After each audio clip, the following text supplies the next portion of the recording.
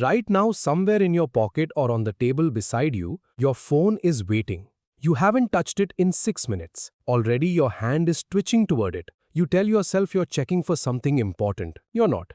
But the real answer is far stranger than boredom or habit. Your brain is running a program older than language, older than fire, and it doesn't know the difference between a text message and a rustle in the grass. Think about the last time you unlocked your phone for no reason at all.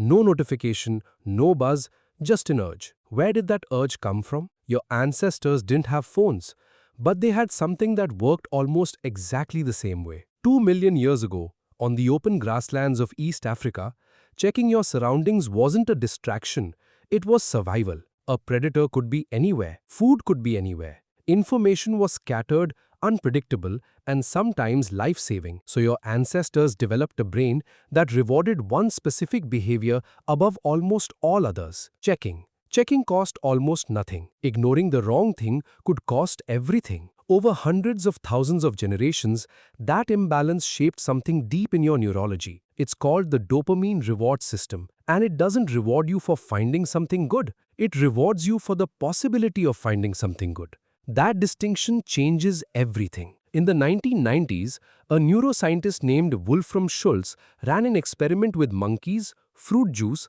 and a simple light. Every time the light turned on, juice followed a moment later. At first, the monkey's brain released a burst of dopamine when the juice arrived. That's the reward, right? But something strange happened as the monkey learned the pattern. The dopamine spike stopped happening when the juice showed up. It started happening the instant the light turned on. The brain wasn't celebrating the reward anymore. It was celebrating the anticipation of the reward. Now replace the light with your phone screen turning on. Replace the juice with a message, a like, a notification. Your brain doesn't light up when you read the text.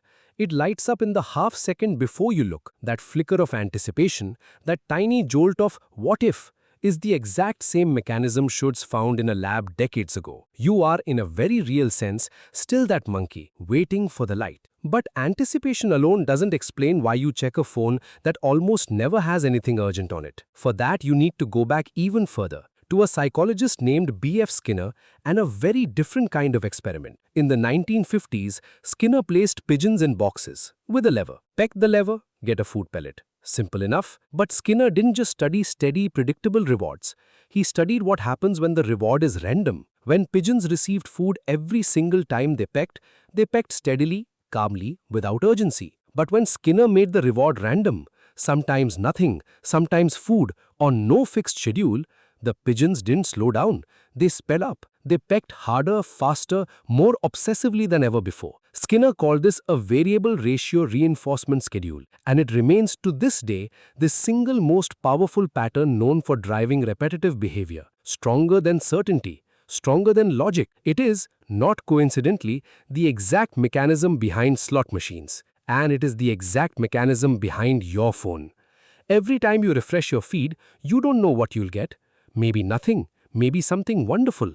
That uncertainty isn't a design flaw, it's the entire design. Somewhere a product team studied Skinner's pigeons very, very closely. So why does your brain fall for it so completely?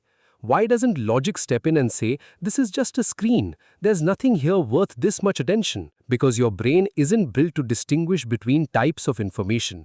It's built to distinguish between types of consequences. And for most of human history, one type of information mattered more than almost anything else: what other people were doing, saying, and thinking about you. An anthropologist named Robin Dunbar spent years studying primate social behavior. And he found something remarkable. Across species, the size of a primate social group correlates almost perfectly with the size of its brain.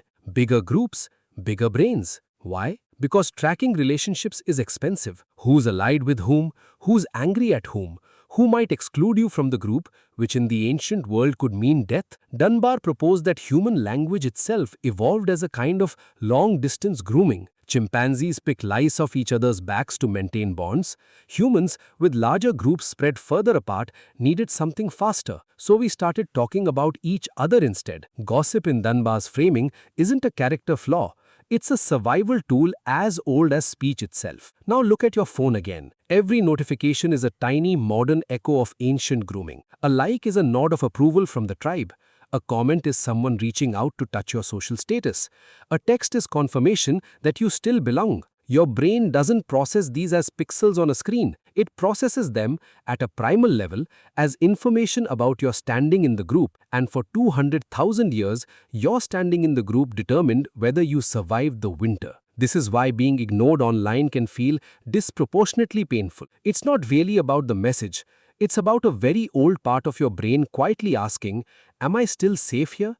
Am I still one of them? Consider what happens when you send a message and nothing comes back. Minutes pass, nothing. Your mind starts inventing reasons. Are they angry? Did you say something wrong? Have you been quietly excluded? None of this is rational. Most of the time, the other person is simply busy or asleep or looking at something else entirely. But your ancient social tracking system doesn't wait for rational explanations. It fills the silence with worst-case scenarios because for most of human history, silence from the group really could mean danger. A hunter-gatherer who was excluded from the band didn't just feel awkward. They lost access to food, protection, and mates. Exclusion was literally a threat to survival. Your brain still runs that ancient calculation every time a message goes unanswered, even though the actual stakes today are almost always zero. There's a reason this feeling is so hard to reason your way out of. The part of your brain responsible for social pain, the anterior cingulate cortex, overlaps significantly with the part of your brain responsible for physical pain. Being excluded doesn't just feel bad.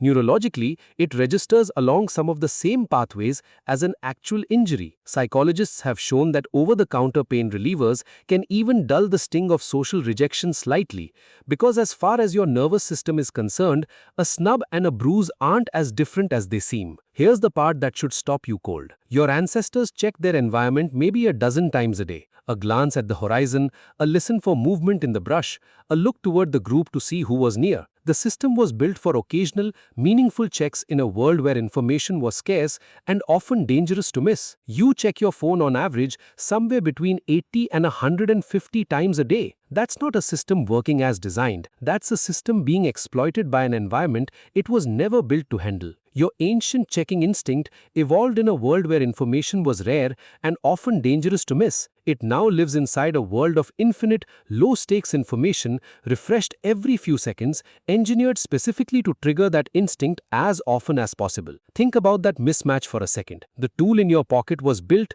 quite deliberately by people who understood Schultz's dopamine research, Skinner's variable rewards, and Dunbar's social grooming instinct and combined all three into a single seamless loop. You are not weak-willed. You're not lacking discipline.